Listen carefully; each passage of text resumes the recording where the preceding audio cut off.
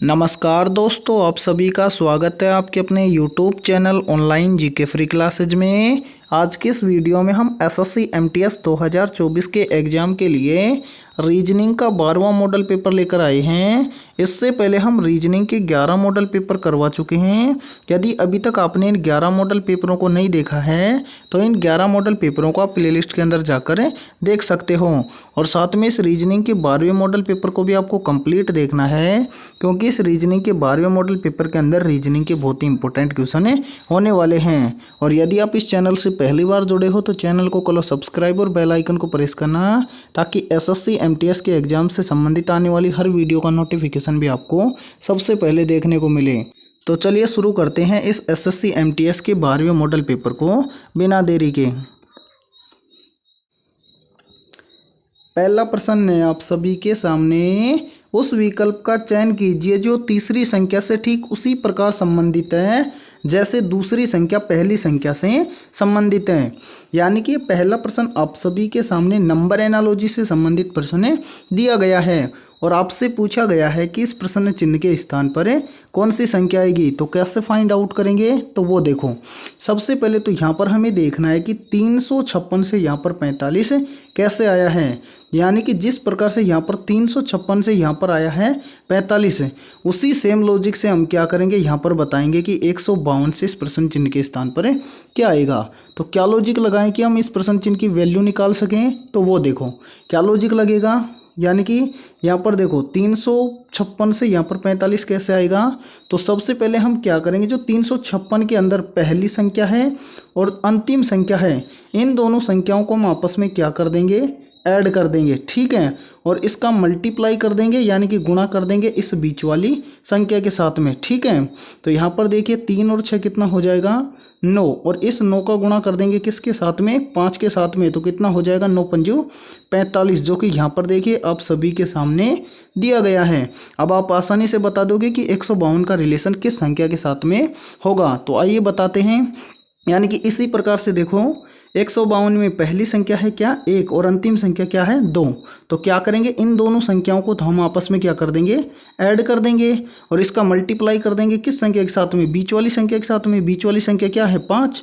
तो यहाँ पर देखिए 1 और 2 कितना हो जाएगा, 3, और यहाँ पर देखिए गुणा कर देंगे किसके साथ में, 5 के साथ में। तो 5 तिया कितना हो जाएगा, 15। यानी कि इस प्रश्न चिन्ह के स्थान पर भरा जाएगा कितना, 15। अब हमें देखना है कि 15 किस ऑप्शन के अंदर दिया गया है। तो ये दिया गया है ऑप्शन डी के अंदर। तो ऑप्शन डी हो जाएगा करेक्ट आंसर। तो ये पहला प्रश्न आपको अच्छे से क्लियर हो गया होगा।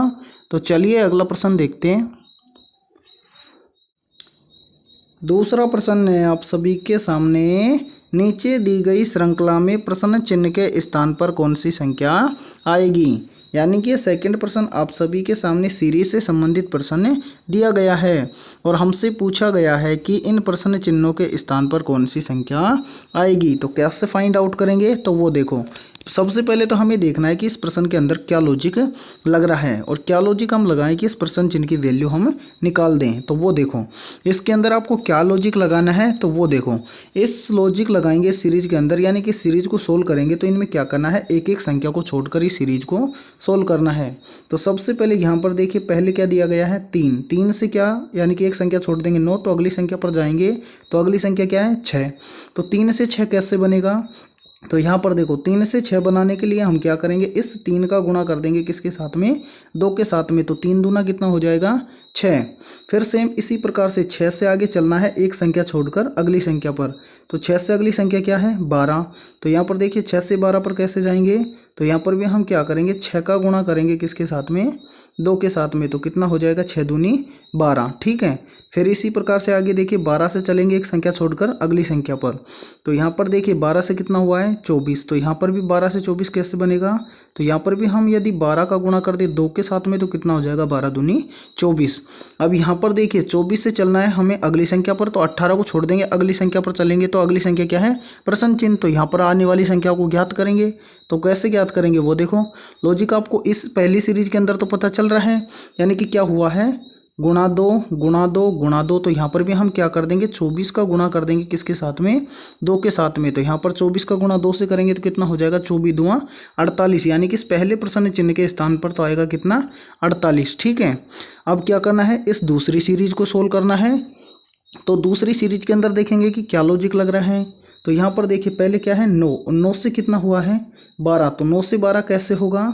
तो यहाँ पर देखिए यदि हम क्या करें 9 के अंदर +3 कर दें तो कितना हो जाएगा 12। फिर इसी प्रकार से चलना है 12 से एक संख्या छोड़कर अगली संख्या पर।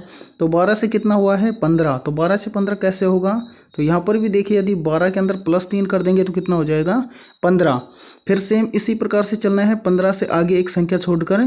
तो यहाँ पर 15 से कितना हुआ है 18, तो यहाँ पर भी देखो 15 से 18 कैसे बनेगा। तो 15 के अंदर क्या करेंगे +3, तो कितना हो जाएगा 18। अब हमें क्या करना है, एक संख्या छोड़कर 18 से इस प्रश्न चिन्ह वाली संख्या को निकालना है। तो यहाँ पर देखिए सभी में +3 हुआ है, तो यहाँ पर भी हम क्या करेंगे +3। तो 18 के अंदर क्या करेंगे +3 करेंगे तो कितना हो जाएगा 21, यानी कि दूसरे प्रश्न चिन्ह के स्थान पर भरा जाएगा 21। अब हमें देखना क्या है, तो हमें देखना है पहले कितना आया, पहले प्रश्न चिन्ह के स्थान पर 48 और दूसरे प्रश्न चिन्ह पर कितना आया 21। तो हमें देखना है कि 48 21 किस ऑप्शन के अंदर दिया गया है। तो ये देखो 48 21 दिया गया है ऑप्शन ए के अंदर, तो ऑप्शन ए हो जाएगा करेक्ट आंसर। तो उम्मीद करता हूँ कि दूसरा प्रश्न आपको बहुत अच्छे से क्लियर हो गया होगा। और देखिए जब भी आपको ऐसा प्रश्न एसएससी एमटीएस के एग्जाम में देखने को मिले तो इसी प्रकार से आपको क्या करना है सोल्व करना है। ठीक है, तो चलिए अगला प्रश्न देखते हैं। तीसरा प्रश्न है आप सभी के सामने, कौन सा वैनारिक निम्नलिखित वर्गों को सही निरूपित करता है। यानी कि तीसरा प्रश्न आप सभी के सामने वेन डायग्राम से संबंधित प्रश्न दिया गया है और आपसे पूछा गया है कि कलम किताब और रबर का सही वैनारिक कैसा बनेगा। तो जब भी आपको वैनारिक से संबंधित प्रश्न एग्जाम में देखने को मिले तो कैसे सोल्व करेंगे, तो वो देखो सबसे पहले तो जिन शब्दों से आपको वैनारिक तैयार करना है उन सभी को देखना है और ये पता लगाना है कि उनके अंदर आपस में कोई रिलेशन है क्या।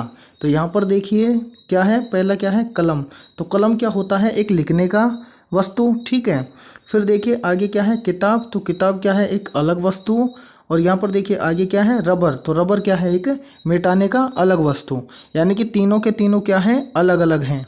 तो यहाँ पर देखिए पहला गोला तो हम बना देंगे किसके लिए, कलम के लिए। इसी प्रकार से देखिए दूसरा गोला हम बनाएंगे किसके लिए, किताब के लिए। यानी कि देखो कलम क्या है अलग है, किताब क्या है अलग है, फिर क्या है तीसरा रबर। तो इसी प्रकार से तीसरा गोला हम बना देंगे अलग से, यानी कि रबर क्या है अलग है। यानी कि तीनों क्या है अलग अलग हैं। यानी कि क्या है कलम अलग है, इसी प्रकार से किताब अलग है और रबर क्या है अलग है। यानी कि आपका सही वैनारिक बनेगा इस प्रकार से। और अब आपको देखना है कि इस प्रकार का वैनारिक आपको किस ऑप्शन के अंदर दिया गया है। तो ध्यान से देखिए ये हमें दिया गया है ऑप्शन बी के अंदर, तो ऑप्शन बी हो जाएगा सभी का करेक्ट आंसर। तो उम्मीद करता हूँ कि तीसरा प्रश्न आपको अच्छे से क्लियर हो गया होगा। और यदि ये वीडियो आपको पसंद आ रही है तो इस वीडियो को जल्दी से एक बार लाइक कर दो। और चैनल पर यदि आप पहली बार जुड़े हो तो चैनल को कर लो सब्सक्राइब और बेल आइकन को प्रेस करना, ताकि एसएससी एमटीएस के एग्जाम से संबंधित आने वाली वीडियो का नोटिफिकेशन भी आपको सबसे पहले देखने को मिले। और आपके जितने भी दोस्त एसएससी एमटीएस 2024 की तैयारी कर रही हैं तो उनके पास भी इस वीडियो को ज़्यादा से ज़्यादा शेयर करें। तो चलिए अगला प्रश्न देखते हैं। चलो चौथा प्रश्न है आप सभी के सामने, एक निश्चित कूट भाषा में यदि EAR को 51 18 और PBU को 16 221 लिखा जाता है तो उसी कूट भाषा में DIG को कैसे लिखा जाएगा। यानी कि चौथा प्रश्न आप सभी के सामने कोडिंग डिकोडिंग से संबंधित प्रश्न दिया गया है और आपसे पूछा गया है कि DIG का कोड क्या होगा। तो देखिए कोडिंग डिकोडिंग से संबंधित प्रश्न को आपको कैसे सोल्व करना है एग्जाम में, तो वो देखो सबसे पहले तो हमें यहाँ पर देखना है कि EAR बराबर क्या लिखा गया है, EAR बराबर लिखा गया है 51 18। ठीक है, इसी प्रकार से आगे देखिए, आगे बोला गया है कि PBU बराबर लिखा गया है कितना 16 221। ठीक है, तो सबसे पहले तो हमें यहाँ पर देखना है कि EAR बराबर 51 18 कैसे लिखा गया है। फिर इसी प्रकार से यहाँ पर हमें देखना है कि पी बी यू बराबर 16,221 कैसे लिखा गया है। उसी प्रकार से यानी कि जिस प्रकार से इन दोनों के अंदर जो लॉजिक लगा है वही लॉजिक हम लगाएंगे DIG के अंदर और इस प्रश्न की क्या निकालेंगे वैल्यू, यानी कि DIG का कोड क्या होगा। ठीक है, तो ध्यान से यदि आप इस प्रश्न को देख रहे हो तो यहाँ पर हुआ क्या है वो देखो। सबसे पहले तो यहाँ पर क्या है EAR, तो इन सभी यानी कि इन सभी लेटरों का हम क्या करेंगे नंबरिंग करेंगे। तो सबसे पहले यहाँ पर हमें देखना है, यहाँ पर देखो EAR, तो E कितने नंबर पर आता है, तो सर अल्फ़ाबेट लेटर के अंदर E आता है 5 नंबर पर। फिर क्या है A कितने नंबर पर आता है, तो A आता है अल्फ़ाबेट लेटर के अंदर 1 नंबर पर। तो यहाँ पर देखिए A के बाद में क्या है R, तो R कितने नंबर पर आता है, तो सर R आता है 18 नंबर पर। अब यहाँ पर देखो कितना है 51 18, और यहाँ पर भी कितना लिखा गया है 51 18, यानी कि EAR से 51 18 कैसे लिखा गया है, यानी कि EAR के तीनों लेटरों का क्या किया गया है नंबरिंग किया गया है, और जो नंबरिंग करके जो संख्या आई है उसको ऐसे के ऐसे उसके सामने लिखा गया है। ठीक है, यानी कि इन सभी को ऐसे के ऐसे लिखा गया है। अब देखते हैं कि इसके अंदर भी ऐसे ही हुआ है क्या। तो यहाँ पर देखिए P है, B है और U है। तो यहाँ पर देखिए P कितने नंबर पर आता है, तो अल्फ़ाबेट लेटर के अंदर P आता है 16 नंबर पर। फिर क्या है B, तो B कितने नंबर पर आता है, तो B आता है अल्फ़ाबेट लेटर के अंदर 2 नंबर पर। फिर क्या है U, तो U कितने नंबर पर आता है, तो अल्फ़ाबेट लेटर के अंदर U आता है 21 नंबर पर। तो यहाँ पर कितना आया 16,221। तो यहाँ पर देखिए 16,221 ही यहाँ पर लिखा गया है, यानी कि इसके अंदर भी क्या किया गया है PBU का नंबरिंग किया गया है और उस नंबरिंग को ऐसे के ऐसे उसके सामने लिखा गया है। अब हम बता सकते हैं कि DIG का कोड क्या होगा। ठीक है, तो इस प्रकार से लिखेंगे DIG और इसका कोड क्या होगा, तो वो देखो सबसे पहले तो हमें देखना है कि D अल्फ़ाबेट लेटर के अंदर कितने नंबर पर आता है, तो सर D आता है 4 नंबर पर। ठीक है, फिर देखिए क्या है I, तो I कितने नंबर पर आता है, तो अल्फ़ाबेट लेटर के अंदर I आता है 9 नंबर पर। फिर क्या है G, तो G देखिए G कितने नंबर पर आता है अल्फ़ाबेट लेटर के अंदर, तो सर हमारा G है वो आता है 7 नंबर पर। यानी कि DIG का कोड क्या हो जाएगा 497। अब हमें देखना है कि 497 हमें किस ऑप्शन के अंदर दिया गया है, तो ये हमें दिया गया है ऑप्शन C के अंदर, तो ऑप्शन C हो जाएगा करेक्ट आंसर। तो चौथा प्रश्न भी आपको अच्छे से क्लियर हो गया होगा। तो चलिए अगला प्रश्न देखते हैं। पांचवा प्रश्न है आप सभी के सामने, निम्नलिखित प्रश्न में प्रश्न चिन्ह के स्थान पर कौन सी संख्या आएगी। यानी कि पांचवा प्रश्न आप सभी के सामने मिसिंग नंबर से संबंधित प्रश्न दिया गया है और आपसे पूछा गया है कि इस प्रश्न चिन्ह के स्थान पर कौन सी संख्या आएगी। तो देखो ऐसे प्रश्न को आप एग्जाम में फटाफट से कैसे सोल्व करोगे, तो वो देखो सबसे पहले तो हमें यहाँ पर देखना है कि यहाँ पर इस 14 और इस 13 का क्या किया गया है कि यहाँ पर कितना आया है 3। सेम यही लॉजिक हम लगाएंगे किसके अंदर, इसके अंदर। तो क्या करेंगे यहाँ पर देखेंगे कि 27 से और इस 54 से यहाँ पर क्या आएगा, तो क्या लॉजिक लगाएंगे वो देखो। सबसे पहले तो इसके अंदर क्या लॉजिक लगेगा, तो सबसे पहले यहाँ पर जो ये 14 और ये 13 है इन दोनों से 3 कैसे आएगा, तो सबसे पहले हम 13 और 14 को क्या करेंगे आपस में ऐड कर लेंगे। तो 14 और 13 को आपस में दोनों को ऐड करेंगे तो 14 और 13 कितना हो जाएगा, तो यहाँ पर देखिए 4 और 3 हो जाएगा 7 और 1 और 1 हो जाएगा 2, यानी कि 14 और 13 कितना हो जाएगा 27। 27 से 3 कैसे बनाएंगे, तो देखो इस 27 के अंदर यदि हम क्या करें, यहाँ पर 27 के अंदर क्या करें 9 से भाग कर दें तो यहाँ पर कितना आ जाएगा 9×3 = 27, जो कि यहाँ पर देखिए 3 दिया गया है।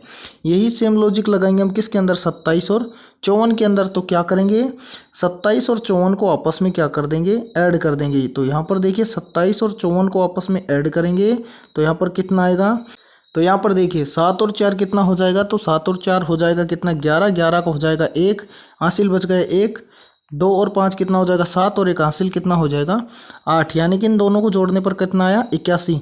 और इस 81 में क्या कर देंगे हम 9 का भाग दे देंगे, क्योंकि यहाँ पर भी हमने 9 का भाग दिया था। तो 81 में 9 का भाग देंगे तो कितना आएगा 9 की 9 की 81, तो यहाँ पर आ जाएगा कितना 9, यानी कि इस प्रश्न चिन्ह के स्थान पर भरा जाएगा कितना 9। अब हमें देखना है कि 9 किसी ऑप्शन के अंदर दिया गया है क्या, तो ध्यान से देखो ये दिया गया है ऑप्शन डी के अंदर, तो ऑप्शन डी हो जाएगा करेक्ट आंसर। तो ये आशा करता हूँ कि एक पांचवा प्रश्न भी आपको अच्छे से क्लियर हो गया होगा। तो चलिए अगला प्रश्न देखते हैं। छठा प्रश्न है आप सभी के सामने, निम्नलिखित प्रश्न में दिए गए विकल्पों में से विषम अक्षर समूह का चयन करें। यानी कि यहाँ पर देखिए, यहाँ पर आप सभी के सामने 4 ऑप्शन दिए गए हैं और इन चारों ऑप्शंस में से क्या करना है, एक ऑप्शन गलत है या फिर विषम है तो उसको हमें क्या करना है, अलग करना है। तो ऐसे प्रश्न को आप एग्जाम में कैसे सोल्व करोगे, तो वो देखो। सबसे पहले तो यहाँ पर आपको क्या करना है, ऑप्शन ए को देखना है और ऑप्शन ए में देखना है कि कौन कौन सी संख्याएं दी गई हैं, 4, 2, 6। तो यहाँ पर हम क्या करेंगे, इन सभी संख्याओं को आपस में ऐड करके देखेंगे। ठीक है, तो 4, 2 और 6 को आपस में ऐड करेंगे तो कितना हो जाएगा, 4 और 2 6, 6 और 6 12। ठीक है, सेम इसी प्रकार से देखेंगे ऑप्शन बी को। ऑप्शन बी में क्या दिया गया है, 6। तो इन सभी को भी क्या करेंगे, ऐड करेंगे, फिर क्या है 6 और फिर क्या है 4। तो यहाँ पर इसको सभी को ऐड कर देंगे। तो यहाँ पर देखिए 6 और 6 12, 12 और 4 कितना हो जाएगा 16। ठीक है, सेम इसी प्रकार से देखेंगे ऑप्शन सी को। ऑप्शन सी में भी कितनी संख्या है, 3। तो तीनों क्या कर देंगे, आपस में ऐड कर देंगे। पहले है 2, फिर क्या है 3, फिर कितना है 8। ठीक है, फिर आगे चलते हैं तो इनको जोड़ेंगे। देखिए 3 और 2 यानी कि 2 और 3 कितना हो जाएगा 5, 5 और 8 कितना हो जाएगा 13। तो यहाँ पर हम लिख देंगे 13। फिर देखिए इसी प्रकार से ऑप्शन डी को चेक करेंगे। ऑप्शन डी में भी 3 संख्याएं कौन कौन सी हैं, 3, 8, 7। तो इनको भी क्या करेंगे, आपस में ऐड करेंगे, 3 + 8 + 7। तो यहाँ पर देखिए 3 और 8 11, 11 और 7 कितना हो जाएगा 18। अब यहाँ पर देखिए, अब इन सभी संख्याओं में से हमें क्या करना है, विषम छांटना है। तो यहाँ पर देखिए विषम कैसे छांटते हैं, तो यहाँ पर देखो सबसे पहले क्या है 12, 12 क्या है एक भाज्य संख्या। फिर क्या है 16, 16 भी क्या है एक भाज्य संख्या। फिर देखिए क्या है यहाँ पर ऑप्शन डी में 18, तो 18 भी क्या है एक भाज्य संख्या। और ऑप्शन सी में क्या है 13, 13 क्या है एक अभाज्य संख्या। यानी कि इन चारों में से जो ऑप्शन सी है वो क्या हो जाएगा, विषम अक्षर समूह। तो यहाँ पर करेक्ट आंसर भी हो जाएगा सभी का ऑप्शन है सी। तो उम्मीद करता हूँ ये छठा प्रश्न आपको अच्छे से क्लियर हो गया होगा। यानी कि हमने क्या किया, यानी कि जो छठे प्रश्न के अंदर 4 ऑप्शन दिए गए हैं उन सभी की संख्याओं को क्या किया, अलग अलग करके जोड़ दिया। यानी कि ऑप्शन ए की संख्याओं को जोड़ दिया, ऑप्शन बी की संख्याओं को जोड़ दिया, ऑप्शन सी की संख्याओं को भी जोड़ दिया और ऑप्शन डी की संख्याओं को भी जोड़ दिया। सभी संख्याओं को जोड़ा तो ऑप्शन ए की संख्याओं का टोटल आया कितना 12, ऑप्शन बी की संख्याओं का आया टोटल कितना 16, ऑप्शन सी की संख्याओं का टोटल आया कितना 13 और ऑप्शन डी की संख्याओं का टोटल आया 18। यानी कि ऑप्शन ए, ऑप्शन बी और ऑप्शन डी यानी कि ये 3 संख्याएं हैं, ये तो क्या है भाज्य संख्याएं। लेकिन जो ऑप्शन सी है वो क्या है, एक अभाज्य संख्या। इसलिए इन चारों में से ऑप्शन डी है वो क्या हो जाएगा, विषम अक्षर समूह। ठीक है, अच्छे से क्लियर हो गया। तो चलिए अगला प्रश्न देखते हैं। 7वां प्रश्न है आप सभी के सामने, निम्नलिखित में से कौन सा विकल्प दी गई श्रृंखला को पूर्ण करेगा। यानी कि ये 7वां प्रश्न आप सभी के सामने लेटर सीरीज से संबंधित प्रश्न दिया गया है और आपसे पूछा गया है कि इस सीरीज के अंदर इन चारों में से कौन सा विकल्प रखें कि ये सीरीज क्या हो जाए, पूर्ण हो जाए। तो देखो ऐसे प्रश्न को एग्जाम में फटाफट से कैसे सोल्व करते हैं, तो वो देखो सबसे पहले तो यहाँ पर हमें देखना है कि इस सीरीज के अंदर टोटल लेटर कितने हैं, यानी कि इन खाली स्थान सहित आपको गिनना है। ठीक है, तो यहाँ पर देखिए 1, 2, 3, 4, 5, 6, 7, 8, 9, 10, 11, 12। यानी कि इसके अंदर टोटल कितने हैं, तो यहाँ पर देखिए टोटल लेटर हैं कि इसके अंदर कितने 12। तो यहाँ पर हम लिखेंगे क्या 12। अब हमें देखना है कि इस 12 के कितने कितने जोड़े बनते हैं और कितने कितने के बनते हैं। तो यहाँ पर देखिए यदि हम 2-2 के जोड़े बनाएं तो कितने बनेंगे 6। ठीक है, 3-3 के बनाएं तो कितने बनेंगे 4 और 4-4 के बनाएं तो कितने बनेंगे 3। ठीक है, तो यहाँ पर हम कितने कितने के बनाएंगे, सबसे कम लिया जाता है। यानी कि देखो 2-2 के बनाएंगे तो कितने जोड़े बनेंगे 6, 3-3 के लेंगे तो कितने जोड़े बनेंगे 4 और 4-4 के लेंगे तो कितने जोड़े बनेंगे 3। तो हमें सबसे कम वाला लेना होता है सबसे पहले तो। ठीक है, तो 4-4 का हम बनाएंगे तो कितने बनेंगे 3। तो यहाँ पर देखिए 2 ये और 2 ये, तो ऐसे करके हमें क्या करना है 4-4 का जोड़ा बनाना है। तो यहाँ पर देखिए 4 लेटर हो गए इस तरफ, इसी प्रकार से देखिए 4 वाले लेटर हो गए इधर, यानी कि ये पहले 4, ये दूसरे 4 और ये तीसरे 4। ठीक है, अब हमें क्या करना है, इसके अंदर ध्यान से देखना है यानी कि यहाँ पर हमें देखना है पहले लेटर के अंदर। तो पहले लेटर के अंदर यहाँ पर देखिए अंतिम क्या है एफ, एफ के जस्ट पीछे क्या है सी। तो यहाँ पर एंड में देखिए लास्ट में क्या है एफ, और यहाँ पर देखिए एफ से पहले क्या है सी। तो यहाँ पर हम भर देंगे क्या सी। ऐसे इस सीरीज को क्या करते हैं सोल्व करते हैं, ठीक है। तो यहाँ पर एंड में क्या है एफ, तो यहाँ पर भी देखिए इस दूसरे खाने में यहाँ पर क्या आ जाएगा एफ, ठीक है। तो यहाँ पर भी क्या आ जाएगा एफ। फिर देखिए यहाँ पर देखिए डी से पहले सी से पहले क्या है डी। तो यहाँ पर भी देखिए सी से पहले क्या आ जाएगा डी। तो यहाँ पर हम भर देंगे डी। फिर यहाँ पर देखिए यानी कि पहले फर्स्ट में क्या है डी, तो यहाँ पर भी हम क्या भर देंगे यहाँ पर क्या है फर्स्ट में बी। तो यहाँ पर हम फर्स्ट में भरेंगे पहले क्या बी। फिर बी के बाद में क्या है यहाँ पर डी। तो यहाँ पर हम भर देंगे डी। अब हमें देखना है कि हमने कौन कौन से लेटर भरे हैं। तो हमने भरे हैं पहले क्या बी, उसके बाद में डी, फिर भरा है डी, फिर भरा है एफ और फिर भरा है सी। अब इस लेटर वाला समूह हमें क्या करना है देखना है, यानी कि B D D F C ये हमें किस ऑप्शन में दिया गया है। तो देखो ऑप्शन ए के अंदर हमें दिया गया है B D D F C. तो ऑप्शन ए हो जाएगा इस 7वें प्रश्न के अंदर करेक्ट आंसर, ठीक है। इस प्रकार से ऐसी सीरीज को क्या किया जाता है एग्जाम में सोल्व किया जाता है। तो इस प्रश्न के अंदर आपको कोई भी दिक्कत हो तो आप कमेंट सेक्शन के अंदर पूछ सकते हो, ठीक है। तो चलिए अगला प्रश्न देखते हैं। 8वां प्रश्न है आप सभी के सामने। उस विकल्प का चयन करें जो तीसरे पद से उसी प्रकार संबंधित है जैसे दूसरा पद पहले पद से संबंधित है। यानी कि यहाँ पर 8वां प्रश्न आप सभी के सामने एनालॉजी से संबंधित प्रश्न दिया गया है और आपसे पूछा गया है कि इस प्रश्न चिन्ह के स्थान पर कौन से लेटर आएंगे। तो ऐसे प्रश्न को आप एसएससी एमटीएस के एग्जाम में कैसे सोल्व करोगे फटाफट से, तो वो देखो।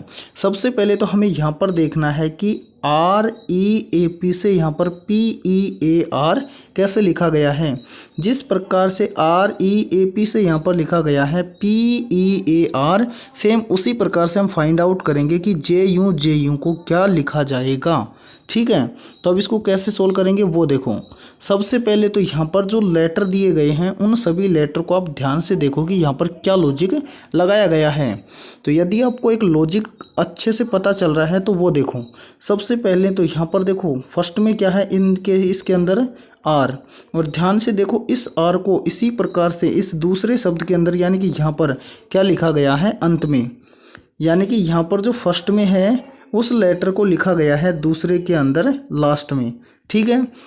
और इसी प्रकार से देखो जो इसके अंदर यहाँ पर जो पी है एंड के अंदर उस पी को इस दूसरे के अंदर लिखा गया है फर्स्ट के अंदर, और बाकी जो ई और ए है इसको लिखा गया है बीच में ऐसे की ऐसे, ठीक है। तो इसी प्रकार से हमें भी क्या करना है JU को लिखना है। तो क्या करेंगे यानी कि इसके अंदर पहला लेटर क्या है जे, तो इस लेटर को तो हम लिखेंगे कहाँ पर एंड के अंदर यानी कि लास्ट में, तो यहाँ पर लिख देंगे हम जे।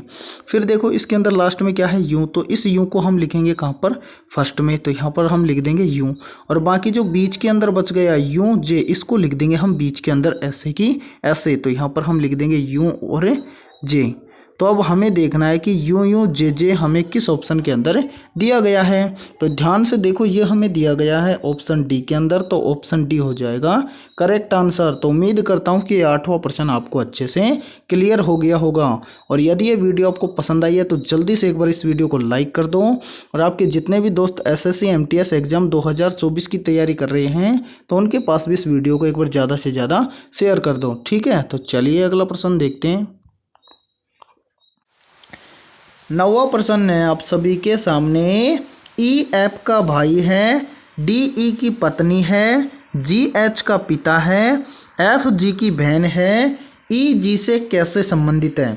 यानी कि 9वां प्रश्न आप सभी के सामने ब्लड रिलेशन से संबंधित प्रश्न दिया गया है और आपसे पूछा गया है कि EG से कैसे संबंधित है। तो देखो ऐसे प्रश्न को आप एग्जाम में कैसे सोल्व करोगे, तो वो देखो। सबसे पहले तो आपको छोटा सा एक डायग्राम बना लेना है, यानी कि जिस प्रकार से प्रश्न के अंदर बोला गया है वैसे वैसे। तो कैसे बनाएंगे वो देखो। सबसे पहले तो यहाँ पर देखो पहली लाइन के अंदर बोला गया है कि EF का क्या है भाई है। तो यहाँ पर देखिए यानी कि E क्या है, जो ये E है ये क्या है F का भाई है, तो यहाँ पर लिखेंगे F, ठीक है। E क्या है F का भाई, तो यहाँ पर लिख देंगे हम भाई। और E क्या है मेल है तो यहाँ पर ये क्या लगा देंगे प्लस। अभी ऐप का पता नहीं चला मेल है या फीमेल, ठीक है, यानी कि इससे क्या हो जाएगा प्लस माइनस लगाने से पता चल जाएगा कि कौन मेल है और कौन फीमेल है, ठीक है।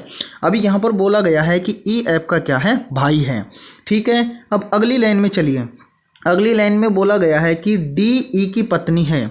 आगे देखिए, आगे बोला गया है कि डी ई की क्या है पत्नी है, यानी कि डी क्या है ई की पत्नी। तो यहाँ पर देखिए लिखेंगे क्या डी, और डी क्या है ई की पत्नी, तो यहाँ पर हम लिख देंगे पत्नी, ठीक है।